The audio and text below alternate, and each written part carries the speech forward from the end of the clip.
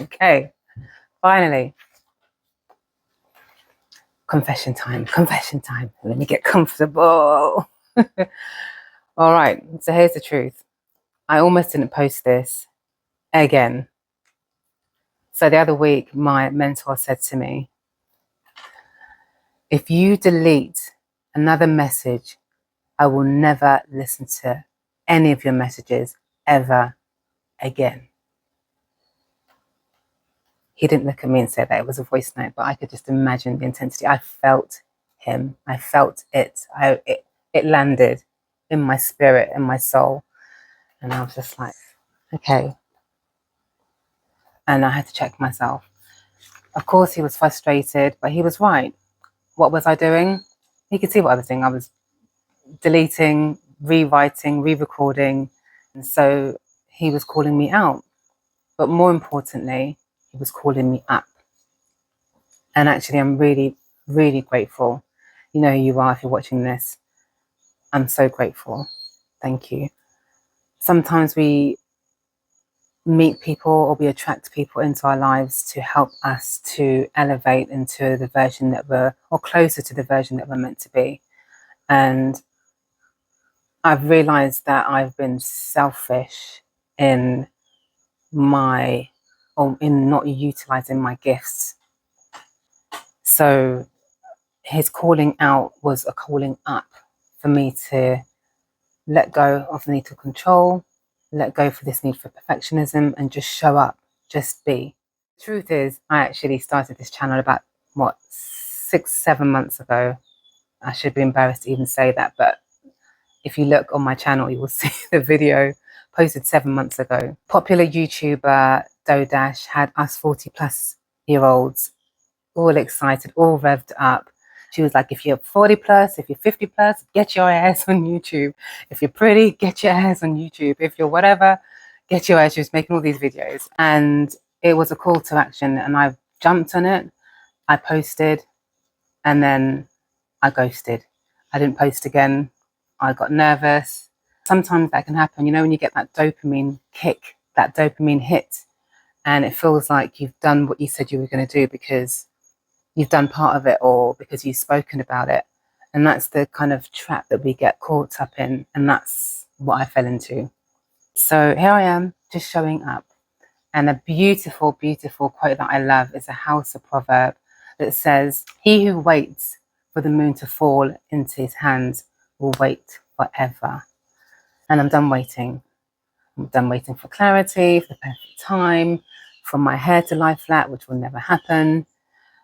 So the irony in all of this, little story time, is that I understand the importance of showing up. I understand the importance of just being. And I had this radio show on Colourful Radio called Owning It with I.O.Love. Go figure. I was encouraging other people through interviews and discussions with co-guests to own it in whatever capacity, whether it's business, health, spirituality. And by doing that, I was really just kind of pushing myself out of my comfort zone, because I'm traditionally from a comms background where I'm behind the scenes and I'm encouraging my clients or, pushing others forward, whether it's a company or, there's always a key spokesperson. So I decided to do the show as a way to rebuild my confidence that I'd lost just through life. Things happen. I think as we get older, we do start to lose confidence. We're not as bold as we were when we were younger, especially, you see kids running around doing all sorts of crazy, mad things fearlessly. And I'm now 43. I say all that to say I had an unexpected opportunity that came via my little radio show to travel Africa. And it was the most amazing experience. I got to work and travel across 14 countries. And it really ignited something in me. It really, I fasted, I met and I connected with people from different cultures, learned so much. I really kind of reconnected with myself. So me being in that position, me showing up, was what gifted me that opportunity. So as I thought about it, I had to remind myself of that. And hence I'm here showing up now. Another thing that my amazing mentor always reminds me, or his tribe or his people that connect with him, that authenticity is key. Authenticity is key. And I'm really trying to lean more into that. Really trying to lean more into that. Not being so perfect. In fact, look at my hair. My hair is fluffing up as we speak. I don't want to raise my arms too high because I haven't waxed since I've been here, and I'm going au naturel. You learn how to cut trees by cutting them down, which is a Bantu proverb, which I absolutely love. We all know the saying, like you learn by doing. So that's what I'm doing. I'm learning by doing. I'm going to make mistakes. I'm going to fluff up, and it's going to be fine. And my hair's going to get bigger. By the end of this, it's probably going to be a big fro, and it's all good. We love fro's around here. So here I am, learning, cutting, accent away. I.O.Love means I.O.Love. Usually when we write IOUs, they're because we're indebted to somebody, and I don't know if people still write them, but you get the gist. We write them to other people. But I decided to flip it, and I said I.O.Love.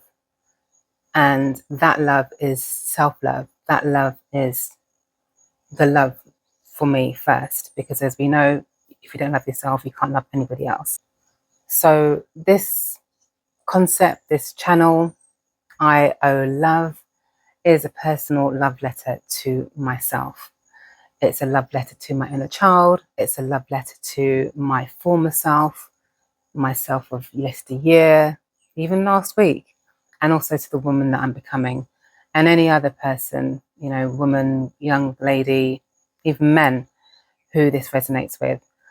My aim is to just show up and share what I've learned on my journey of striving to heal myself. I feel like it's one of those things. It's like an onion peeling. It's like it's never ending. It's just layers, and each layer, when you're peeling it, there'll be tears. There'll be challenges, but you keep peeling, and you reveal another layer, and so forth. Yeah, I.O.Love. So, who is this for? I'd say this is for anyone who, or mainly women, I guess, mainly women over 40s, like myself, who are going through some form of transition, who are wanting to evolve, who are wanting to find a tribe, a community where they're not just called out, they're called up lovingly.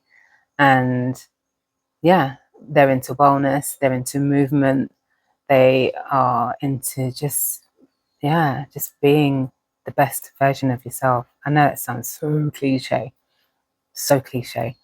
but what else are we here for? What else are we really here for?